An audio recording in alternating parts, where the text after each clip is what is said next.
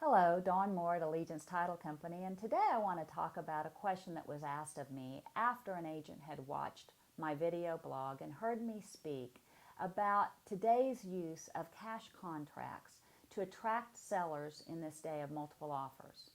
In fact, the cash contract turns into third-party financing at closing. The agent was asking me, is that a valid contract?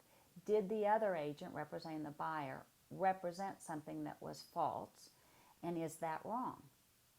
I had to remind the agent that our contracts need to be looked at in terms of contingencies under the contract. The fact that a buyer writes an all-cash contract and borrows the money to pay the seller at closing is irrelevant.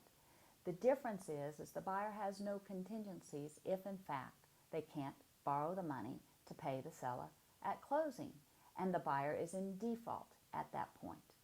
If you write a contract with third-party financing, there's all sorts of contingencies for the buyer to be able to terminate the contract and get their earnest money back out. Their lack of credit approval or the lack of property approval. So, if I was a seller, clearly I would be more attracted to an all-cash offer, and I would be attracted to the no contingencies. An agent said to me what she does to avoid the question of whether they're being dishonest in financing is she writes all cash contracts but puts in special provisions. Buyer may obtain financing at closing. I thought about that for a minute, but I, as a seller, if I understood that it's irrelevant whether the buyer borrows their money or not at closing, I would want a contract with no contingencies.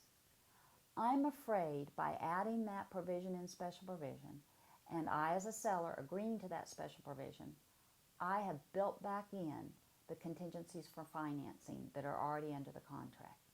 If buyer is unable to obtain financing when in special provisions it discloses to me that they may try, then I'm not so sure if they were unable to get financing that the buyer didn't have the right to walk away from the contract.